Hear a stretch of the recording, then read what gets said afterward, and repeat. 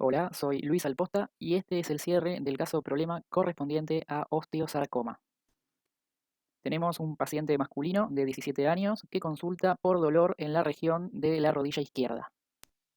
En patología ósea es importante conocer la edad del paciente, tener una radiografía de la lesión y observar qué hueso y qué parte del hueso está afectada.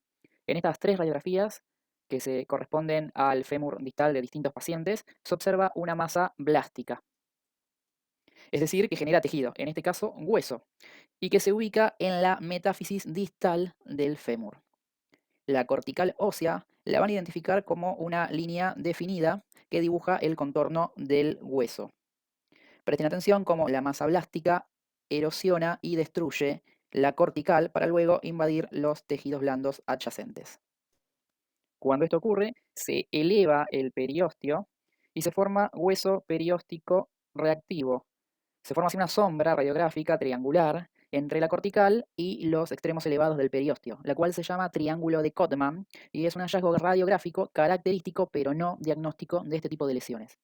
En cuanto a la macroscopía, observen que el patrón de la lesión se asemeja mucho a lo que observamos previamente en las radiografías. Consiste en una gran masa tumoral de aspecto granular, blanquecino rojiza, que se ubica en la metáfisis de estos huesos largos. Observen cómo tanto la epífisis como la diáfisis no están afectadas. Destacan también áreas rojizas, que se corresponden a áreas de hemorragia, y áreas friables, reblandecidas, que se corresponden a áreas de necrosis. Observen también cómo el tumor puede crecer a través del canal medular, así como también en la tercera imagen, destruir la cortical y producir una masa que afecta también los tejidos blandos adyacentes al hueso.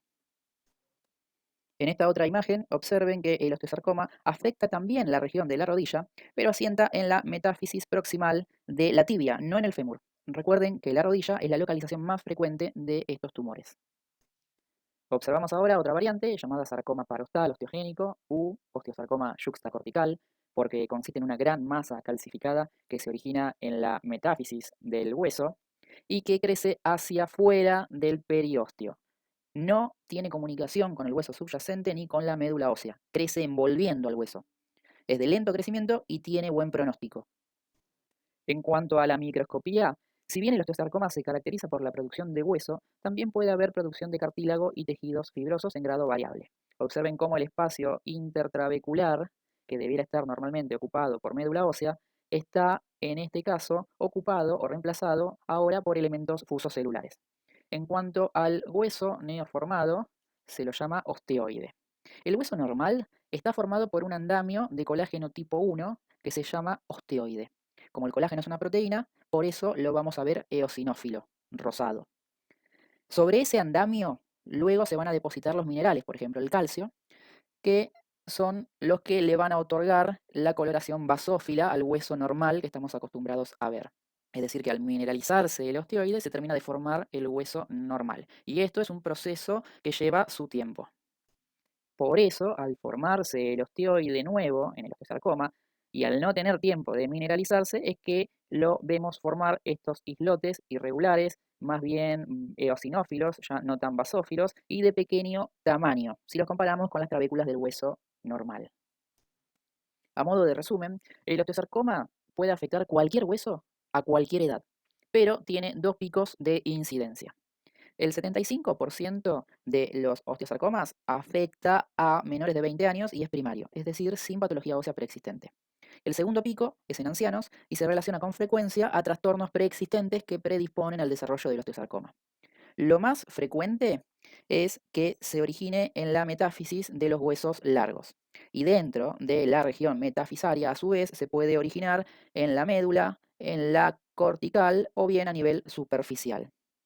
Según el grado de diferenciación, se lo divide a su vez en bajo y alto grado, como tenemos señalado acá.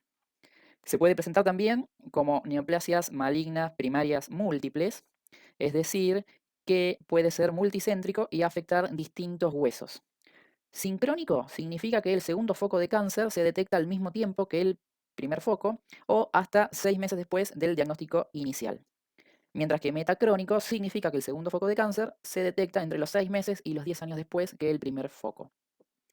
Respecto al tipo histológico, si lo que predomina es la formación de hueso, se lo va a llamar osteoblástico. Recuerden que blástico es formador de, en este caso formador de hueso.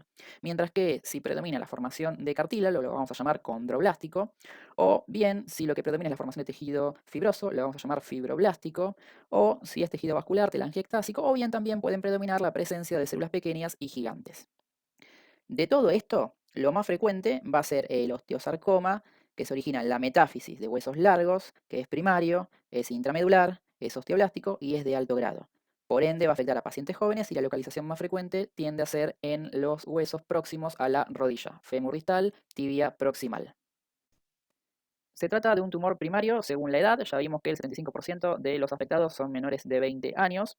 En cuanto a la localización, cuando esta localización es metafisaria, lo que se cree es que en la metáfisis, por ser un área donde prolifera el hueso, aumenta también la propensión de los osteoblastos a adquirir mutaciones, mientras que las condiciones preexistentes en los ancianos pueden afectar cualquier parte de cualquier hueso. En cuanto a las características radiográficas y lesiones previas del hueso, recuerden que en la radiografía se puede ver no solo el osteosarcoma, sino también otros procesos patológicos que esté sufriendo también ese hueso y que puede constituir el factor predisponente para el desarrollo del osteosarcoma. Por ejemplo, infartos óseos y enfermedades de Paget ósea se pueden apreciar en algunas placas radiográficas, mientras que el antecedente de tumores benignos previos en la misma zona, o bien el antecedente de haber recibido radiación previamente en la misma zona, pueden ser datos de importancia para el diagnóstico de este tipo de entidades. Recuerden también, a modo de cierre, que en cuanto al tratamiento se suele recurrir a quimioterapia y cirugía con conservación de la extremidad, y que es muy importante cuando uno estudia la macroscopía y la microscopía de este tipo de piezas, constatar del tumor total el porcentaje de tejido necrosado. Ese tejido necrosado es tejido que fue necrosado debido a la quimioterapia previa a la cirugía que recibió el paciente y es un factor pronóstico importante en cuanto a la evolución que va a tener ese paciente luego de la cirugía. Recuerden también que las metástasis suelen ser por vía hematógena y diseminan principalmente a pulmones, huesos, cerebros, entre otros órganos.